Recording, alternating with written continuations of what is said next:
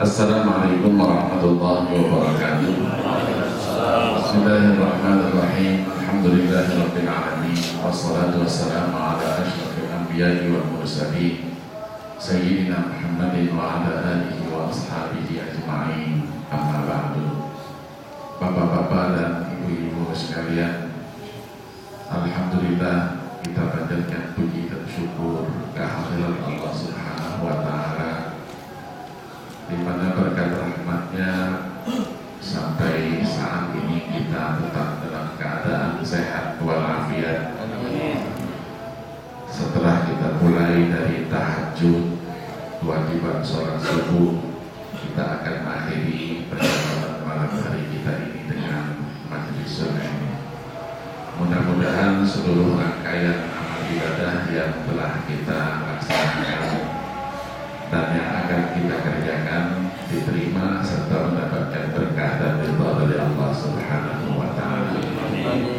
Salawat dan salam tidak lupa kita sanjungkan, kita persembahkan kepada baginda Rasulullah sallallahu alaihi wasallam, seluruh keluarga, sahabat dan pengikutnya sekalian. Bapak-bapak dan ibu-ibu sekalian, pagi hari ini kita angkat satu topik yang sudah menjadi bahagian dari kehidupan kita sehari-hari, yaitu bagaimanakah konsep Al-Quran tentang pakaian. Pakaian ini selalu menjadi perdebatan, dan kita lihat banyak orang-orang yang di depan mata kita berpakaian semaunya saja. Maka kita akan telusuri ayat-ayat Al-Quran yang bercerita tentang pakaian itu. Al-Quran ketika menceritakan pakaian, artinya sesuatu yang menutup, sesuatu yang bisa menutup yang harusnya ditutup, atau sering disebut dengan aurat. Aurat itu sesuatu yang tidak boleh ditampakkan kepada orang lain. 3 kosakata digunakan, 3 term istilah yang dipakai oleh Al-Quran. Yang pertama, Al-Quran menggunakan kata-kata libas. Libas artinya pakaian. Maksud pakaian di sini adalah pakaian lahir dan batin. Diulang di dalam Al-Quran sebanyak 10 kali. Yang kedua, menggunakan kata-kata thawb. Thawb artinya juga pakaian, yang pada mulanya berarti kembali. Kembali di sini mempunyai makna kembali kepada ide dasarnya, ide awalnya. Ketika orang memintal benang, untuk apa dipintal? Untuk dibuat pakaian. Kenapa dibuat pakaian? Untuk kembali menggunakannya itu sesuai dengan ide awalnya, yaitu menutup bahagian-bahagian badan kita. Yang ketiga, digunakan istilah sarobil. Thawb atau siyab itu digunakan 8 kali di dalam Al-Quran. Sarobil digunakan hanya 2 kali. 1 kali dalam surah Ibrahim, 1 kali di dalam surah An-Nahl. Sarobil artinya pakaian juga, tapi pakaian ini tidak menentukan bentuknya apa. 2 kali disebutkan. Yang pertama menceritakan bahwa sarobil itu adalah pakaian yang bisa menyelamatkan dari sengatan panas matahari. Yang kedua, digunakan untuk menjaga diri dari serangan musuh, yang biasa digunakan dalam peperangan. maka disebut nanti istilah sendiri dia kalau digunakan untuk peperangan itu disebut dengan istilah dirok. Dirok itu bisa dia dari pakaian biasa, bisa juga dibuat memang khusus untuk berperang, yang sering disebut dengan istilah baju besi. Karena dulu orang perangnya itu kan dengan pedang, maka pakaian yang bisa menutupi badan dari serangan pedang itu dibuat dari besi. Nah, besi itu dipakai sehingga serangan pedang tidak mengena badannya. Digunakan lagi satu kali di dalam surah Ibrahim, itu menceritakan pakaian itu sebagai alat untuk menyiksa. Ketika orang nanti masuk dia neraka akan diberi pakaian juga, tapi pakaiannya itu sebagai alat untuk menyiksa. Kita akan bahas satu-satu sehingga bertemu ide pakaian itu yang ditawarkan oleh Al-Quran. Ketika Al-Quran berbicara libas, pakaian yang memberi arti lahir dan batin, maka ada pakaian juga yang disebut dengan istilah takwa. Nanti dalam surah Al-A'raf ada ayat 26 itu, walibasut taqwa dzalika khair. Pakaian takwa itulah yang lebih baik.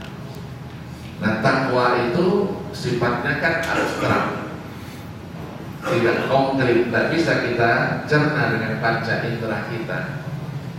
Maka dia disebut dengan pakaian batin. Ketika berbicara siap itu pakaian harus disucikan. Ayat 4 surah Al-Muddathir, wa thiyabaka fatahhir. Pakaianmu supaya engkau sucikan. Ayat ini oleh mayoritas ulama diartikan pakaian lahir. Artinya pakaian yang begini ini, maka dia menjadi syarat untuk sahnya sholat.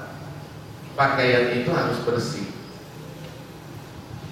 Taharatul badani wal thawbi wal makani anin najasah. Bersihnya pakaian, tempat, ya, itu dari apa? Dari segala macam bentuk najis. Berbeda dengan Imam Malik rahimahullah. Imam Malik tidak mengartikannya pakaian lahir ini, tapi dia artikan dengan wasiyabaka, pakaianmu itu dengan waqalbaka, hatimu, supaya engkau bersihkan, engkau sucikan.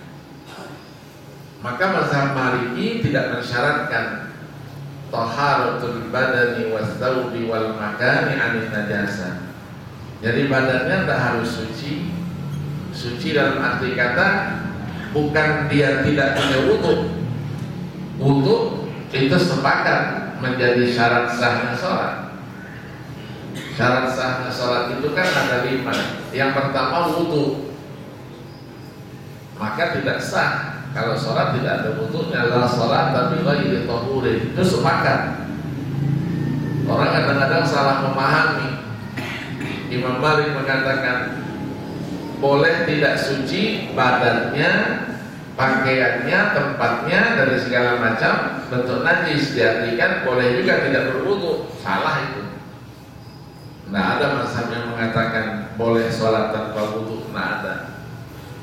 Sholat itu harus wudu.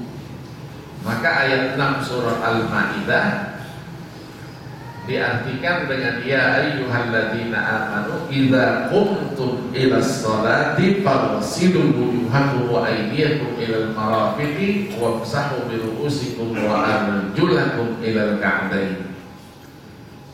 Jadi idza qumtum, Jangan diartikan apabila kamu selesai mendirikan sholat maka kamu basuh mukamu.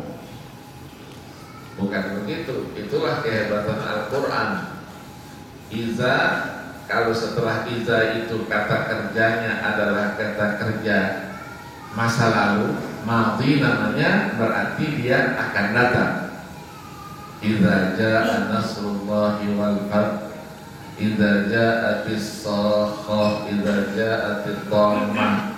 Apabila datang hari kiamat. Belum datang ya.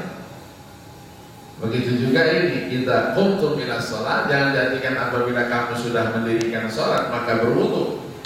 Maka manfaat wudu itu untuk apa? Artinya idza aradtum al-qiyama ila shalah, apabila kamu akan mendirikan salat maka berwudu.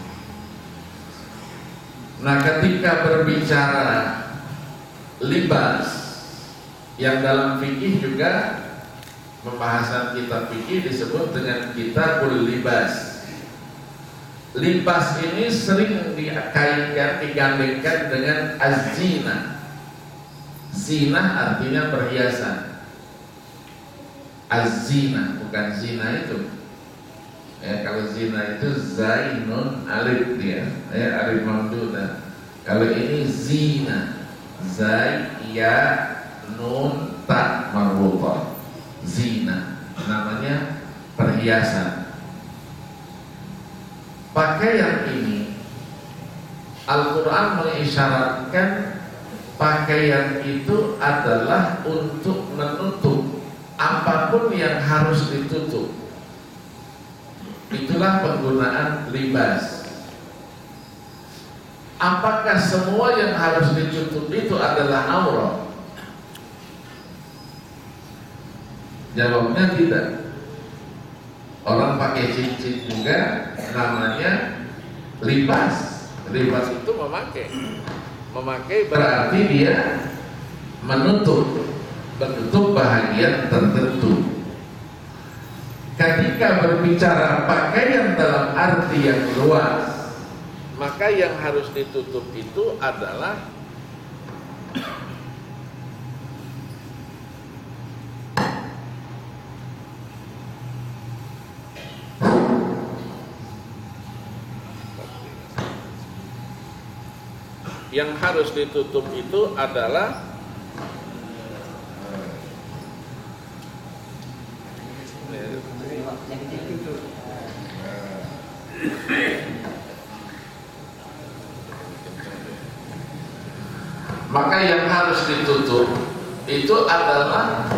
sesuatu yang apabila dia buka, dia akan merasa malu. Itulah yang disebut dengan aurat. Aurat itu disebut juga dalam Al-Quran dengan istilah saw'ah. Saw'ah itu dari sa'ayasu, artinya sesuatu yang jelek. Maka ketika disebut saw'atani, dua yang jelek, yang apabila dibuka itu adalah kemaluan. Kemaluan bahagian depan, kemaluan bagian belakang, namanya saw'atani.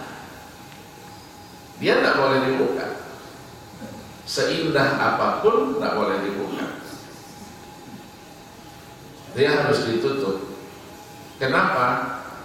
Karena ketika dia dibuka menjadikan orang yang melihat malu, dan dia juga harus mempunyai rasa malu ketika membuka itu. Disimpulkan bahwa menutup aurat bagi manusia itu adalah fitrah.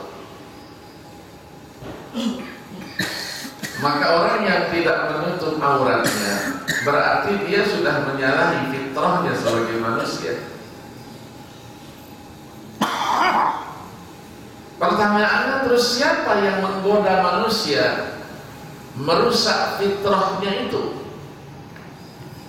Jawabnya syaitan. Kita lihat Al-Quran ketika berbicara ayat 20 surah Al-A'raf. Kemudian ayat 22 surah Al-A'raf menceritakan itu. Ketika Nabi Adam dan Siti Hawa berada di surga, Syaitan menyampaikan bisikannya, fawaswasa lahuma syaitan liyubdiya lahuma ma wuriya anhuma min sawatihima wa qala ma naha rabbukuma an hadhihi syajarah illa an takuna malakaini aw takuna minal khalidin. Itu bisikan syaitan pertama kali. Dibisikkannya, kenapa kalian menutup-nutupin itu? Kenapa harus ditutup? Dan kenapa Tuhan kalian berdua itu melarang kalian berdua dari pohon ini? Tujuannya tidak lain, ada dua. Yang pertama, supaya kalian berdua itu tidak berubah posisinya sampai menjadi malaikat. Yang kedua, posisi kalian itu juga tidak diinginkan untuk berada di surga ini selama-lamanya. Luar itu maksudnya sebetulnya. Maka coba saja rasakan pohon itu. Akhirnya tergoda kan? Ini sekedar Tuhan semua. Digodanya lah, akhirnya tergoda. Ketika tergoda, ayat 22 dijelaskan, falamma dzaqas syajarata badat lahuma sawatuhuma wa tafiqa yahsifani alaihima min warqil jannah. Jadi begitu mereka berdua makan pohon itu, maka mulailah mereka berani membuka auratnya. Tapi ketika terbuka auratnya, mereka sadar juga, ini kan harus ditutup. Terus bagaimana cara menutupnya? Diambillah daun-daun dari daun-daun surga itu untuk menutup bahagian aurat yang harusnya ditutup tadi. Nah, pertanyaannya di sini, kata para ulama, yang diambil itu daunnya satu atau lebih? Ini yang menjadi pertanyaan, satu atau lebih? Kalau satu berarti daunnya agak besaran sedikit, agak lebaran dia. Kalau dia kecil berarti lebih dari satu. Tapi intinya apa? Menutup yang harus ditutup itu. Jadi ketika manusia mulai pertama kali membuka auratnya itu, yang menggodanya adalah syaitan.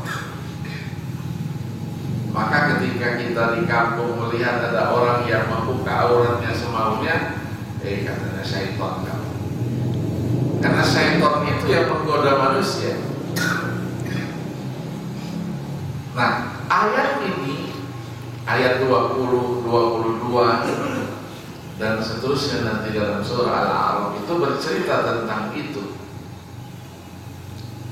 Pada mulanya diceritakan apakah memang ketika Allah ciptakan Adam, kemudian ciptakan Hawa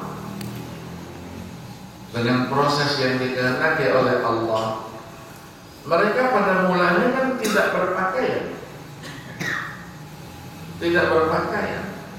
Apakah antara mereka berdua itu saling menatap auratnya? Atau menatap tapi tidak kelihatan aurat itu? Ini gambaran, kata ulama, bahwa sesuatu itu harus ditutup, tidak boleh dibuka. Nah, bagaimana cara menutupnya? Tadi digambarkan oleh ayat-ayat berikutnya itu. ketika kita lihat ayat yang lain yang bercerita tentang pakaian itu, apa gunanya pakaian itu? Ayat 59 surah Al-Ahzab yang selalu menjadi perdebatan. Ya ayyuhan nabi qul li azwajika wa banatika wa nisa'il mu'minina yudnina 'alaihinna min jalabibihin dzalika adna ay yu'rafna fala yu'dain wa kana Allahu ghafurur rahim.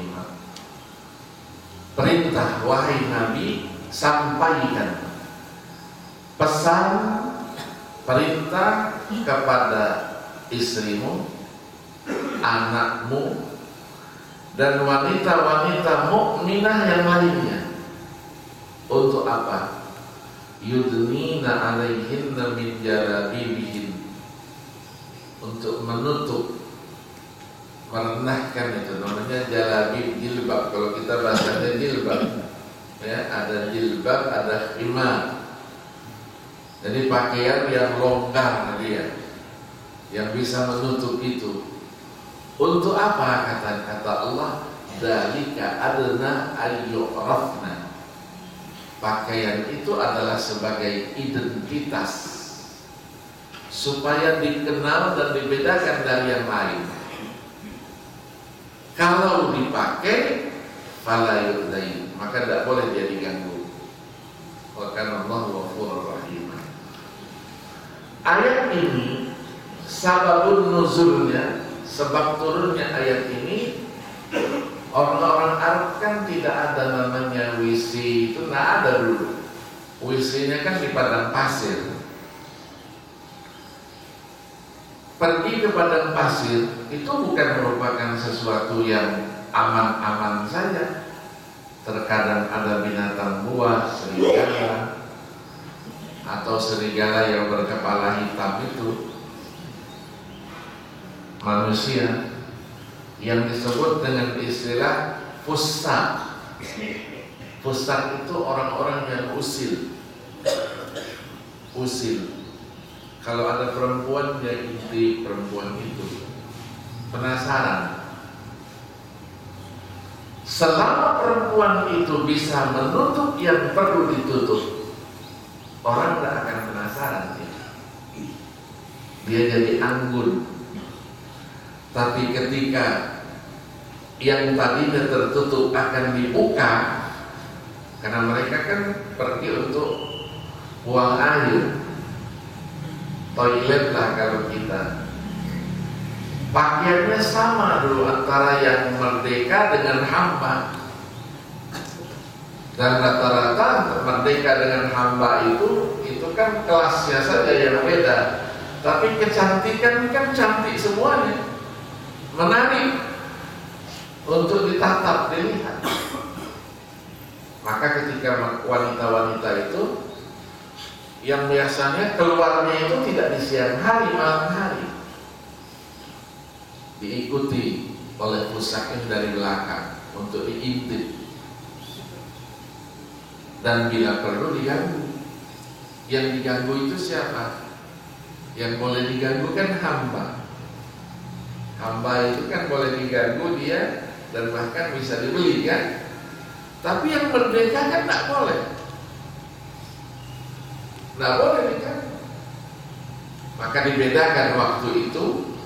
Kalau yang merdeka harus menggunakan pakaian yang tadi itu bisa menutup bahagian-bahagian itu, dan tidak boleh dia sempit. Dia harus renggang, longgar, gombor. Kenapa? Karena orang yang berpakaian sempit pun itu memancing orang yang melihatnya. Maka dalam agama nanti pakaian itu apa?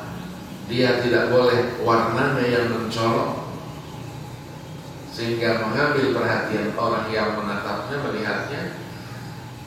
Yang kedua, tidak boleh sempit. Dia bisa menggambarkan bentuk tubuhnya. Yang ketiga, tidak boleh dia jarang, yang bisa diterawang, iya, transparan, nggak boleh. Nah, manusia cenderung, nah ketika itu fitrahnya manusia itu cenderung dia ingin tahu makhluk yang berbeda dengan dia. Laki-laki penasaran dia, wanita itu siapa sih? Apa bedanya dengan kita? Ada bentuk-bentuk tubuh yang membuatnya beda dengan kita, iya kan? Payudaranya, paras mukanya, kemudian wanita itu yang menariknya apalagi? Postur tubuhnya, fisiknya, pinggulnya. Beda pinggulnya wanita dengan pinggulnya pria, beda. Maka ketika pria melihat wanita, dia tertarik untuk itu. Nah, pertanyaannya, kenapa wanita tertarik itu dengan pria?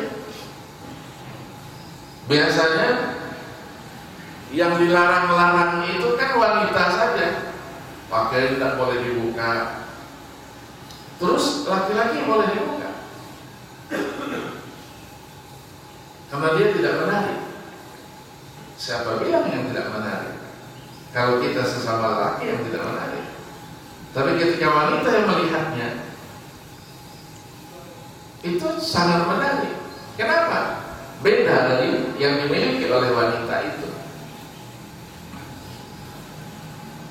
Maka tampilan, atau dalam bahasa sekarang itu iklan pakaian, itu tidak hanya wanita yang ditampilkan, laki-laki juga begitu. Sisi mananya yang ditampilkan itu? Sisi yang harusnya ditutup, dibuka. Dibukanya tidak dibuka juga semuanya, tidak. Dibukanya setengah-setengah dia, supaya orang tertarik, penasaran ada apa di balik itu. Maka celana-celana pendek itu kan menjadi bahagian promosi iklan untuk pria dan juga untuk wanita.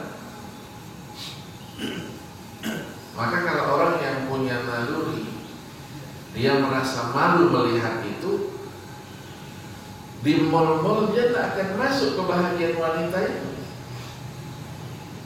karena khusus untuk wanita saja. Begitu juga wanita yang punya rasa malu, dia tidak masuk ke tempat-tempat bahagian atau pakaian-pakaian dalam khususnya untuk pria itu. Kita di mall kadang-kadang kita pakai, dia pura-pura cari cari pakaian laki-laki. Ya, dicarinya, lihat kan pakaian bentuk-bentuknya macam-macam itu. Ya lumayan lah, menikmati gambar aja kan, tidak apa-apa gitu kan. Wanita juga begitu. Itu naluri. Nah, ayat ini diturunkan untuk itu. Berarti tradisi menutup pakaian itu, menutup aurat itu adalah tradisi bangsa Arab pada waktu itu, atau itu tuntunan Al-Quran untuk menutupnya, bukan hanya untuk mereka tapi untuk semua. Disinilah ulama menggunakan kaidah ayat itu memang khusus untuk fusak pada waktu itu, tapi pesannya untuk semua, bukan hanya untuk itu saja, tapi pesannya untuk semua. Diberlakukanlah kaidah al-ibratu bi umumil lafzi la bi khususis sabab. Pertanyaan selanjutnya, bagaimana kalau orang sudah terbiasa dengan pakaian yang itu dan dia tidak merasa malu membuka auratnya? Terus apakah keterbiasaan itu menjadikan dia boleh-boleh saja. Karena nanti kan ada kaidah dalam agama kan al-adatu muhakkamatun, dikatakan digunakan untuk itu.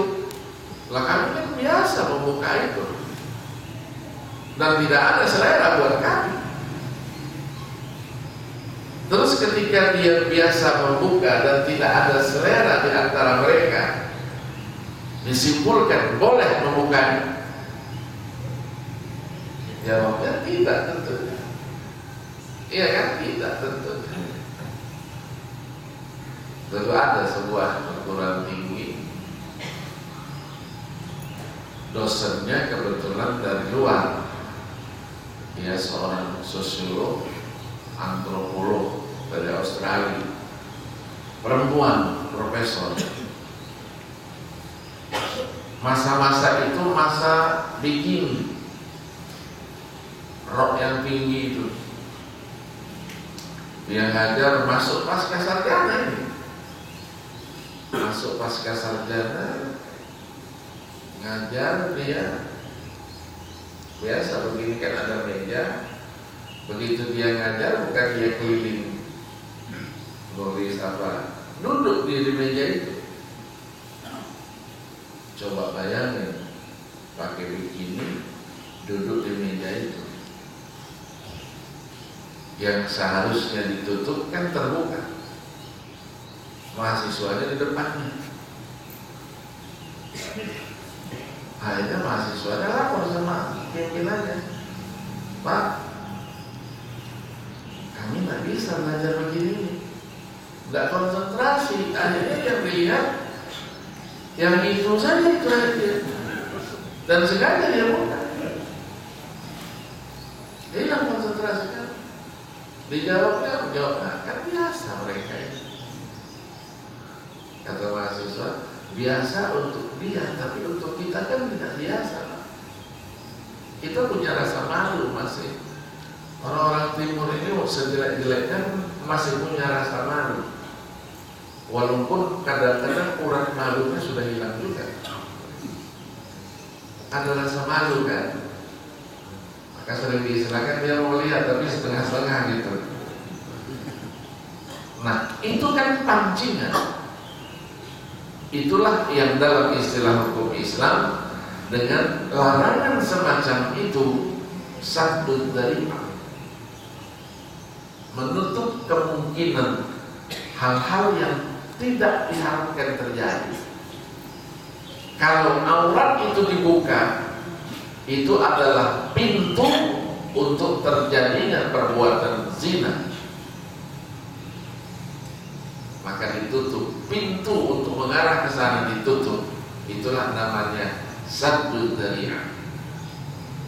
Karena sarananya itu sudah dilarang, maka hasilnya juga larangan, bukan kebolehan. Maka ketika Allah melarang zina itu, wala taqrabuz zina innahu kana fahishatan wa sa'a sabila.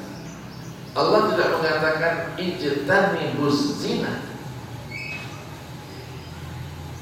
hindari, tinggalkan oleh kalian perbuatan zina, tapi wala taqrabu, jangan dekati. Nah, tafsir anak-anak muda modern ini, yang dilarang itu mendekati ustaz, melakukannya apa-apa. Nah, ini tafsiran keliru, menyimpang. Seharusnya ditafsirkan mendekatinya saja dilarang, apalagi melakukannya. Maka semua yang mengarahkan kepada perbuatan zina itu dia dilarang. Kita ingat dengan apa investigasi yang dilakukan oleh Rasulullah Sallallahu Alaihi Wasallam kepada Ma'is, kepada Hamadaniyah. Ma'is ketika datang menghadap Rasulullah, katanya, ya Rasulullah, inni qad zanait, aku sudah berbuat zina. Rasulullah tidak katakan langsung rajam dia. Tidak. Ada masa investigasi itu, penyidikan kalau sekarang. Dia tanya, apa yang kamu lakukan pertama kali sebelum kau lakukan zina itu? Hal omasta, apakah kamu main mata dulu dengan dia? Nah, kata dia, omasta. Ya kan lirik-lirikan dulu, tidak mungkin langsung pegang saja kan. Terus Rasulullah tanya, engkau pegang dia, hal omasta? Iya. Kemudian apa yang kau lakukan? Semua saja, aku semua dia berzina. Kata Rasulullah, pulang dulu. Besok datang lagi di sini. Mungkin stres dia. Iya, takut dengan Rasulullah. Jawabnya apa adanya aja semuanya. Rasulullah pulang dulu. Besok ke sini lagi. Ditanya lagi oleh Rasulullah seperti yang pertanyaan kemarin. Bagaimana prosesnya begini? Kata Rasulullah, pulang dulu. Besok datang lagi. Sampai 3 kali ya, untuk menguatkan investigasinya Rasulullah, dia memang melakukan perbuatan zina itu baru dihukum. Begitu juga Hamadaniyah. Hamadaniyah ini wanita, kalau tadi laki, wanita. Dia menghadap Rasulullah, katanya, Rasulullah, ini qad zanaitu wa ana hubla min az-zina, kebetulan hamil dari zina itu. Dia minta kepada Rasulullah, rajam saya sekarang. Kata Rasulullah, pulang dulu. Setelah proses tadi itu ditanyakan juga, bagaimana sampai terjadi perbuatan itu. Pulang, kata Rasul, sampai nanti anakmu lahir. Anaknya lahir, dibawa menghadap Rasulullah. Ya Rasulullah, ini anaknya sudah lahir dari hubungan zinaku. Sekarang rajam aku. Kata Rasulullah, pulang, bawa anakmu itu, susui dia sampai dia disapai. Datang ke sini lagi. Dibawa pulang, disusui sampai anaknya besar, sudah disapai. Dia menghadap Rasulullah. Ya Rasulullah, sudah selesai ini, anak saya sudah saya sapai. Baru Rasulullah katakan, siapkan, rajam dia. Kalau kita disuruh pulang dulu, Pak. Iya, ini pulang dulu. Apalagi pulang sampai anaknya lahir. Ya Allah, sudah tak jelas lagi sudah kemana, sudah bubar, sudah kabur dia.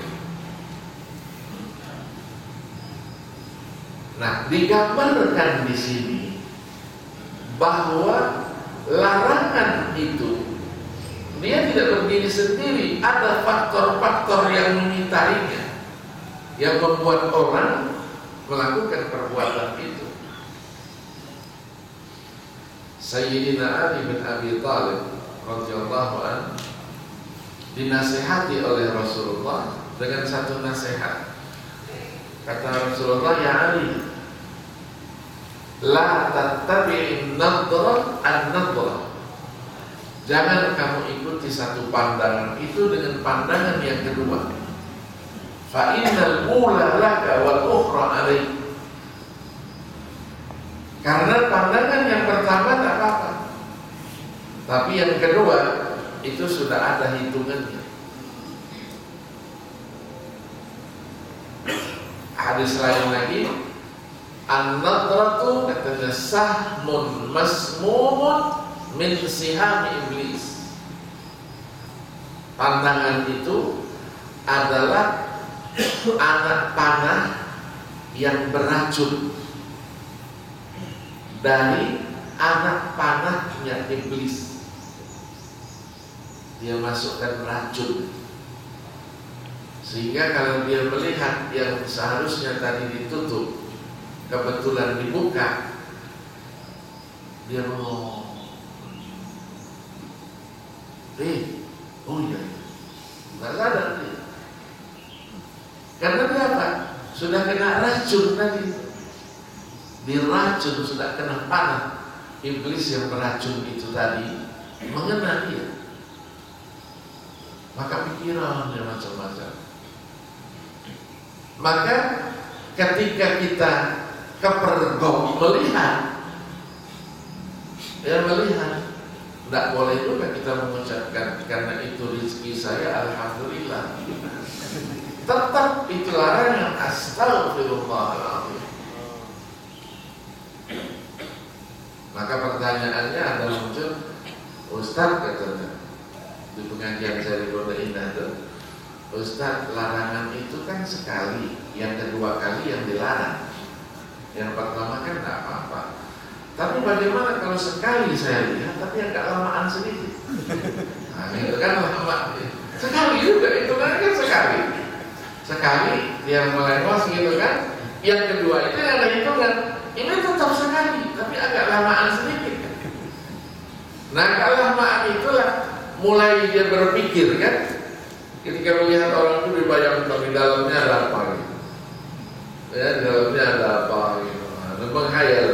Dan menghayal itu sudah kemasukan dia yang nanti pikirannya yang tidak baik itu muncul.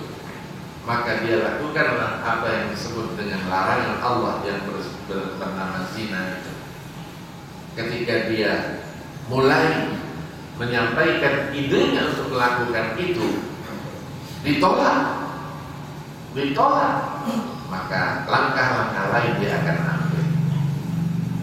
Itulah makanya perkosaan nanti membawa kepada pembunuhan. Nah, dia tidak mau apa yang dia lakukan itu diketahui orang lain kan, pasti dia lakukan tindakan dibunuh. Ketika dibunuh nanti, sudah dibunuh dia bingung, ini mayatnya mau dibawa kemana? Kalau dibiarkan begitu saja, akhirnya dibuang. Kalau dibuang dia besar begitu, orang tahu juga, dimutilasi, dipotong-potong, berbagai cara. Itulah yang berangkat dari namanya perselingkuhan. Ketika saya tahun-tahun terakhir itu di Mekah, terbukti apa yang disampaikan oleh guru-guru saya. Mekah, Madinah ini kan kota suci. Kalau ada orang yang aneh-aneh, karena Al-Quran sudah bicara bahwa yurid fihi bi ilhadin bi zulmin nudikhu min adzabin alim. Serahasia apapun, apabila itu adalah kejahatan, akan terungkap itu. Kenapa? Kata guru saya, yang nyarinya bukan manusia, yang ngasih informasi itu adalah malaikat. Ya, malaikat. Tahun 86 itu terjadi. Biasalah, yang namanya wanita ini masih muda, umur 26 tahun. Suaminya agak tua. Orang-orang Arab kan biasa itu, laki-laki terlambat nikahnya kan biasa. Mungkin terjadi sesuatu lah di dalam kehidupan rumah tangga itu tidak terpenuhi tuntutan biologisnya atau bagaimana. Dia punya supir.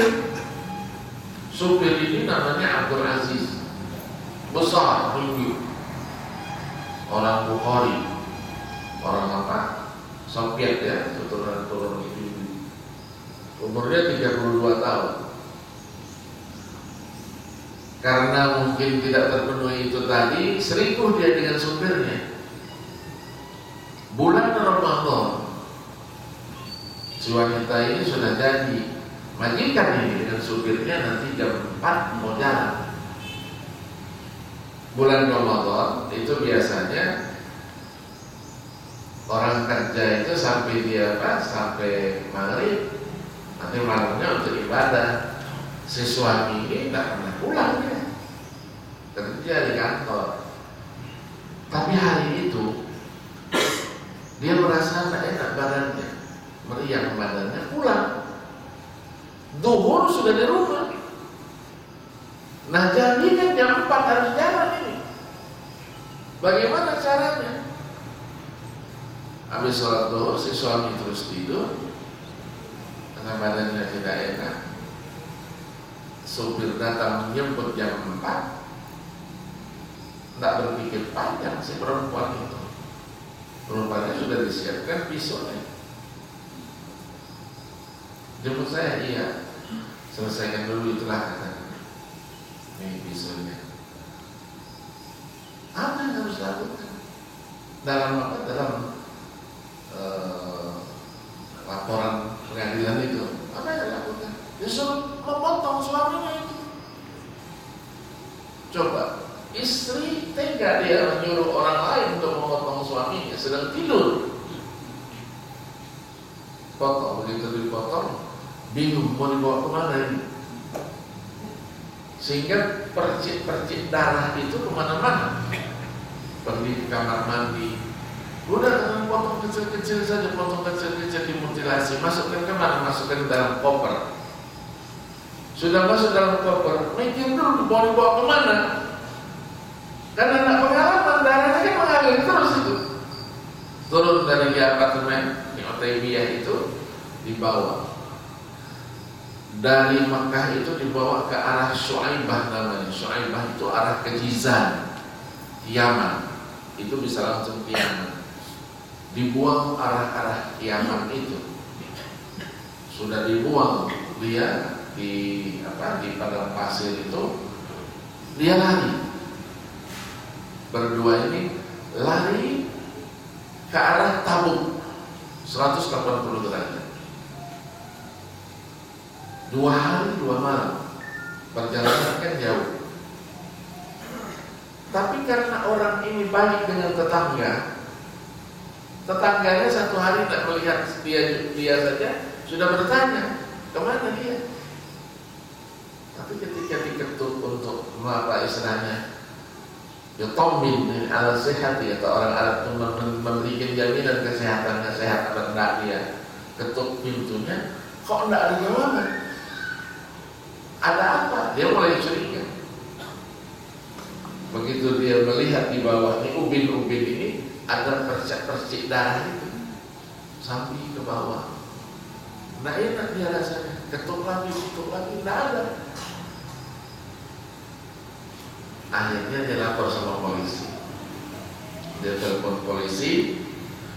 Dia katakan ada sesuatu yang kurang menggembirakan buat saya sebagai tetangga. Coba dicek, mungkin ada sesuatu. Cirinya mobilnya ini, orangnya begini.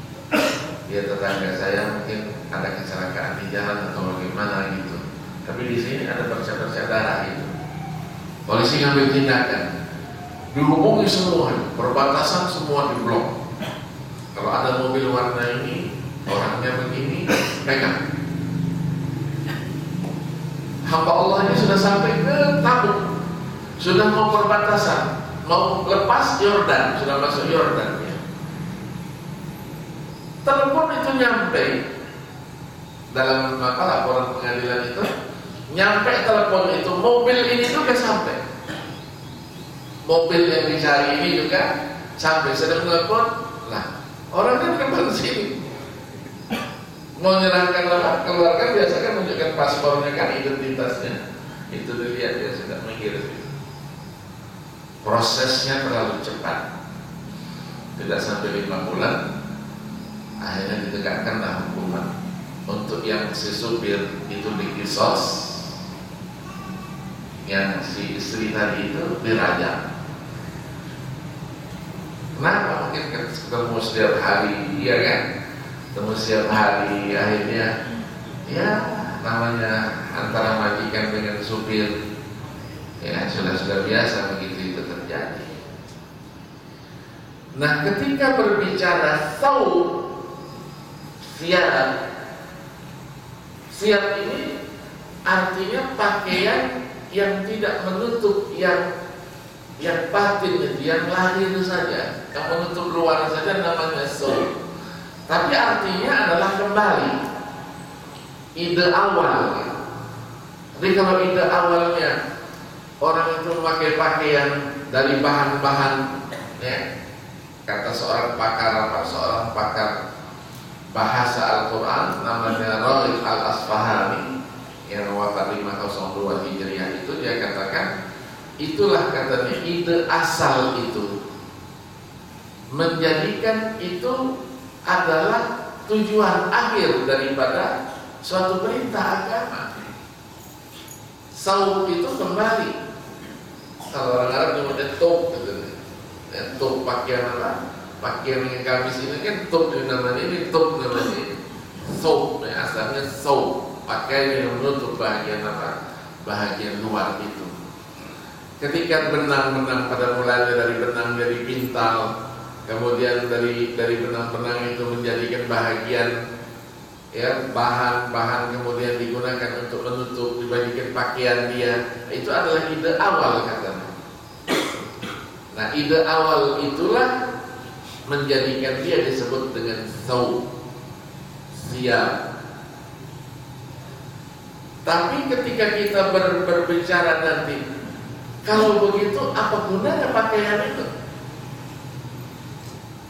Al-Quran mengatakan paling tidak itu ada 4 gunanya pakaian itu disyariatkan. Pertama untuk aurat tadi itu, yang kedua untuk perhiasan. Karena ketika menggunakan libas saja, ada ayat berapa di surah wa tastakhrijuna minhu hilyatan talbasunaha. Jadi laut, ketika bicara laut, kamu keluarkan dari laut itu mutiara. Untuk apa mutiara itu? Kalian gunakan sebagai perhiasan yang kalian pakai. Di sini digunakan talbasuna. Talbasuna artinya dari libas itu tadi. Jadi gunanya apa? Pakaian itu di samping menutup aurat, juga pakaian itu adalah perhiasan. Maka orang ketika berpakaian, dia bisa bentuk pakaian itu sebagai perhiasan. Jilbab. Sekarang ada ilmunya untuk memasang jilbab. Bukan karena jilbab itu orang merasa dia risih untuk bekerja, risih untuk mengambil tindakan. Justru sekarang ada ilmunya.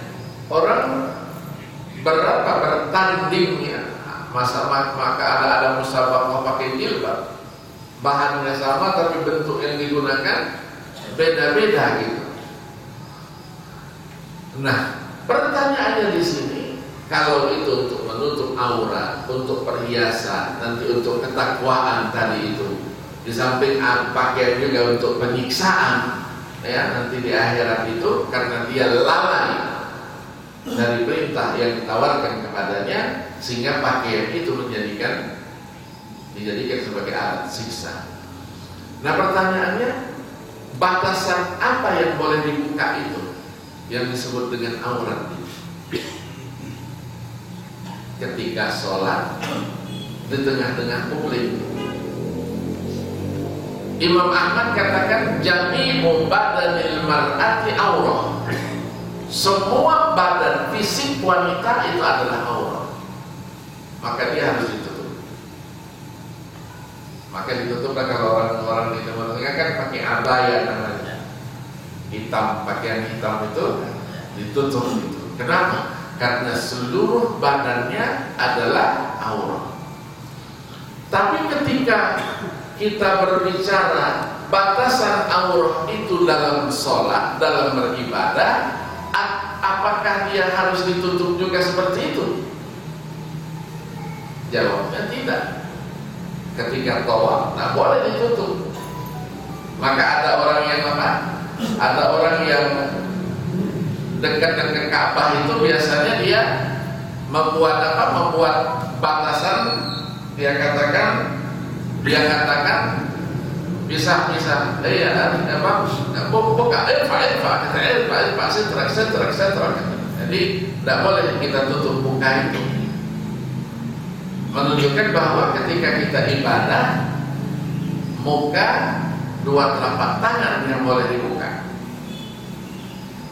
Kalau ini ditutup, berarti kita sujudnya tidak sah. Ada sesuatu yang menutupi kening kita yang harusnya terbuka. Kita ditutup oleh sesuatu yang ikut sama kita.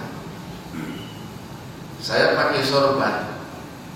Ketika saya sujud, sorbannya ke sini. Saya sujud di sorban saya, tidak sah sujud saya. Begitulah idenya. Kenapa dalam sholat itu wanita tidak boleh dia menutup mukanya dengan apapun, dengan pakaian apapun, setipis apapun, karena dia akan menutup bahagian daripada anggota sujudnya itu. Nah, Abu Hanifah mazhab Hanafi membolehkan buka juga kakinya. Kaki dalam binangan juga begitu, kakinya. Maka tidak boleh dia dibolehkan untuk tidak pakai kaos kaki.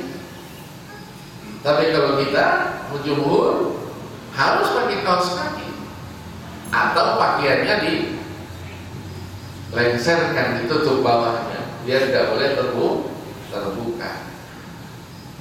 Artinya pakaian itu masuk ke dalam wilayah bukan sekedar dia sebagai perhiasan, tapi dia juga bahagian daripada alat sarana untuk kita beribadah kepada Allah Subhanahu wa Ta'ala. Nah, dari situlah kita menangkap bahwa apa yang disampaikan oleh para ulama, bahwa menutup aurat itu dari ayat-ayat tadi itu adalah fitrah manusia. Maka kalau dia tidak menutup, berarti fitrahnya itu sudah diambil alih oleh syaitan tadi itu. Ketika dia buka yang seharusnya tertutup, berarti dia sudah tidak mempunyai malu. Nah, malu itu al-haya'u minal iman. Malu itu sebahagian daripada keimanan. Kalau masih memiliki rasa malu, berarti masih ada keimanan di dalam pribadinya. Kalau tidak punya iman lagi, ya sudah, berbuatlah semaunya. Ya kan? Idza lam tastahi, kata Nabi, fasna ma syi'ta. Kalau sudah tidak punya rasa malu, ya sudah, berbuatlah semaumu. Karena nanti semua perbuatan itu kan ada pertanggungan jawabnya. Kalau ada pertanggungan jawabnya, itu berarti masing-masing harus mempertanggungjawabkan apa yang dikerjakannya di dunia. Ini mungkin pengantar dari saya, 1 jam lebih. Silakan kalau ada pertanyaan-pertanyaan. Silakan.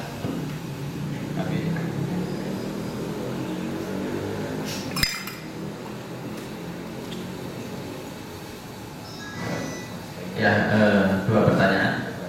Pertama, Pak Jumanten, satu lagi. Ya.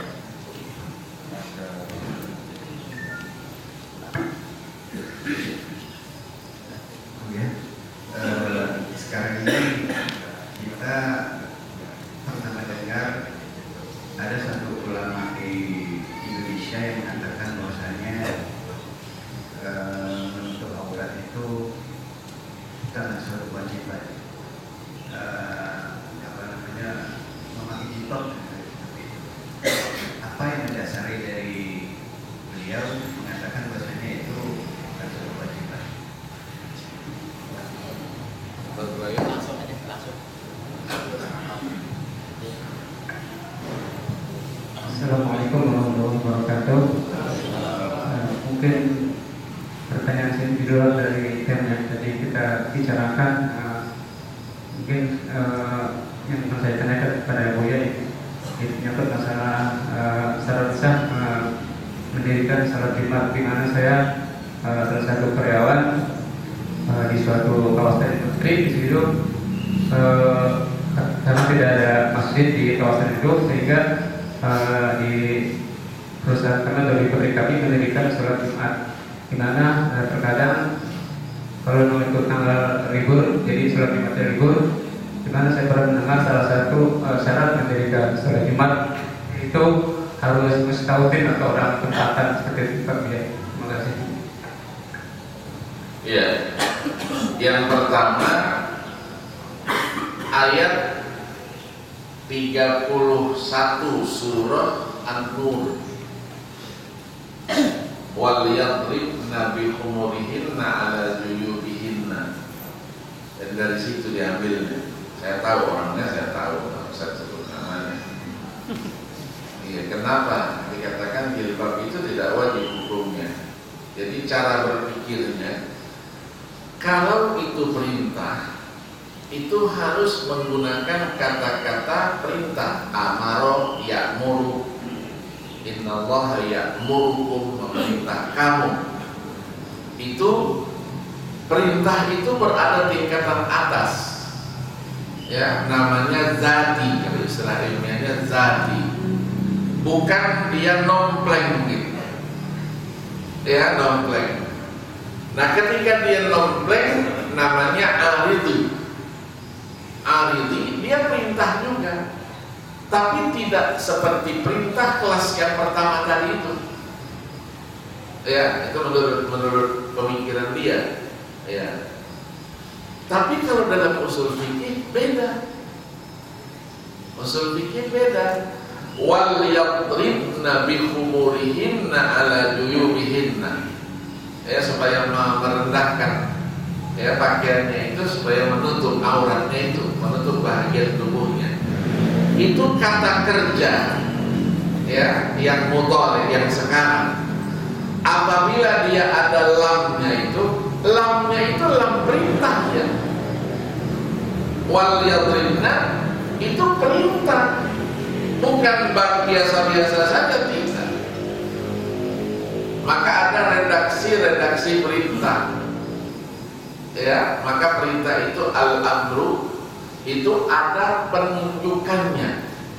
Penunjukan perintah itu memang tidak selamanya wajib, betul. Perintah itu ada 21 penunjukannya. Ada kata perintah tapi dia doa.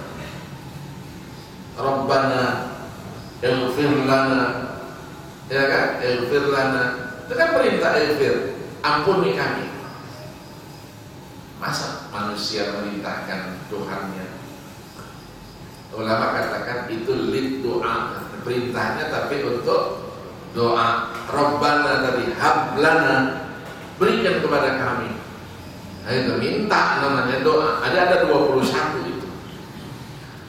Nah, ketika ada kata kerja masuk dia lam, huruf lam, lamnya lam perintah, maka posisinya sama dengan perintah yang tadi itu.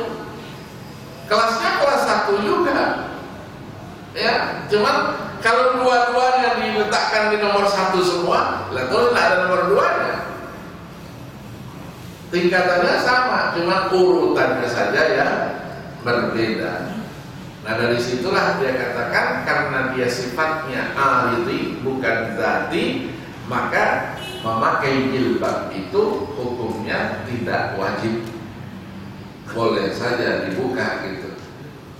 Nah, kembali tadi itu, mahkotanya wanita itu kan rambut, iya kan? Kalau wanita itu gundul, ada nggak yang tertarik? Ini logikanya. Wanita itu gundul, botak dia, polos. Ada nggak tertarik kira-kira? Cantik dia, nggak tertarik. Maka rambut ini kan mahkota. Maka ulama katakan rambut ini masuk tidak dia bahagian muka itu. Kalau mukanya yang harus dibuka, apa rambutnya juga harus dibuka? Tidak, karena rambut itu ada daya tarik. Ada daya tarik berarti dia wasilah, sarana. Nah, sarana itu, ya kan, sarana itu apabila dia dibuka akan membuka dari pintu yang dilarang oleh agama. Yang kedua, itu boleh itu hipotesanya Senul Khomeronya kan tidak jalan di situ. Ya katakan nanti akan maju, Indonesia ini akan maju, ya kemudian masjid-masjidnya juga tidak bisa menampung. Pertanyaannya, apakah orang itu sholat harus sholatnya di masjid atau boleh di ruangan juga? Nah, maka hipotesa itu sekarang sudah terjawab. Di gedung-gedung di mana-mana, di gedung-gedung di Sudirman di mana gitu, itu kalau hari Jumat ada satu lantai khusus untuk mendirikan sholat Jumat. Tapi ketika libur, memang tidak ada orang sholat Jumat di sana. Mau masyarakat di sekitar itu disuruh sholat di situ, kan dia punya masjid. Maka masjid itu dibuat untuk karyawan,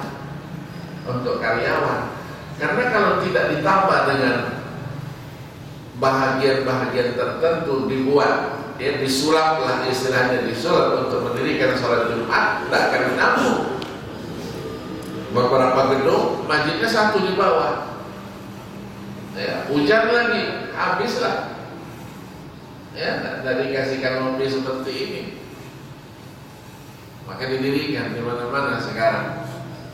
Masjid-masjid itu ada di gedung-gedung itu ada lantai khusus, dibuat dia sebagai masjid. Tapi kadang-kadang ruangan itu juga untuk pertemuan-pertemuan yang lain, bukan sekedar dia untuk masjid, tapi waktu hari Jumat dia dijadikan sebagai masjid. Boleh, ya boleh. Syaratnya itu apabila jemaahnya itu sudah mencukupi 40 orang. Kalau pemikiran mustautin atau tidak mustautin, ya itu pemikiran fikih lagi. Di Jakarta banyak orang yang sudah sholatnya Jumat di masjid, pulang dia sholat zuhur lagi. Karena anggapannya dia bukan mustautin. Mustautin itu artinya orang yang tetap tinggal di satu daerah, namanya mustautin. Batasannya kapan? Fikih katakan sudah 3 hari dia sudah mustautin. Yang sering kita sebut dia sudah tidak boleh lagi qasar. Kalau dia sudah tidak qasar berarti dia sudah sebagai mustautin. Sholatnya harus lengkap, tidak boleh 2 rakaat lagi. Yang 4 dia harus kerjakan 4. Di Jatinegara ada itu, ya Allah yarham Kiai Zayadi dulu. Kiai Zayadi begitu di kalender ya, di kalender. Jadi begitu selesai sholat Jumat, sholat zuhur lagi. Kenapa? Ya kita belum mustautin kan? Ya belum mustautin. Nah, pemikiran semacam itu, itulah pemikiran Syiah. Syiah itu mereka menganggap bahwa mereka tetap dalam posisi sebagai orang yang musafir. Kita sekarang di dunia ini semuanya musafir. Ada hadis Nabi, hadis nomor 40 itu, Arba'in Nawawi itu. Qul fid dunya ka'annaka gharib aw 'abiru sabil. Jadilah engkau di dunia ini sebagai orang yang asing dan orang yang masih menempuh perjalanan. Berarti dia musafir. Kalau musafir itu sholatnya tidak harus 4, sholatnya 2. Yang kedua, waktunya tidak harus 5, waktunya cukup 3. Jadi nanti karena dia musafir kan boleh dijamak. Jadi zuhur nanti sama asar, maghrib sama isya, subuh. Maka azan giliran itu hanya 3 kali, nggak 5 kali seperti kita. Jangan nanti waktu isya nunggu waktu azan, setel TV, insya Allah nggak ada. Nggak ada, waktunya hanya 3. Dan mereka beranggapan bahwa kehidupan dunia ini bukan kehidupan yang hakiki nanti.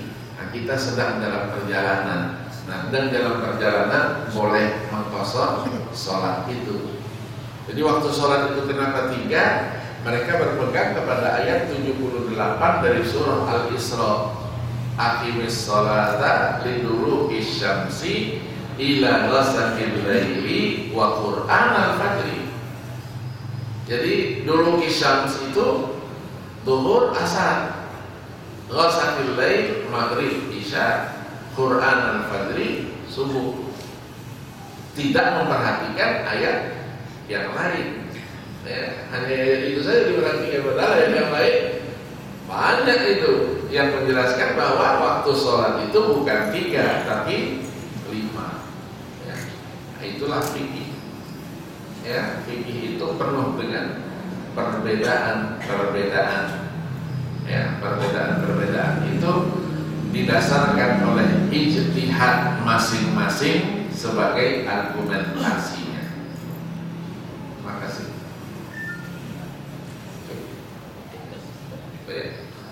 Mari kita tutup dengan pembacaan doa. Bismillahirrahmanirrahim. Alhamdulillahirabbil alamin. Allahumma shalli wa sallim ala sayyidina Muhammadin wa ala ali sayyidina Muhammad. Allahumma inna nas'aluka fahman nabiyyin wa hifdzal mursalin wa ilhamal malaikatil muqarrabin. Allahumma aghnina bil ilm wa zayyinna bil hilm wa akrimna bil taqwa wa jammilna bil afiyah bi rahmatika ya arhamar rahimin.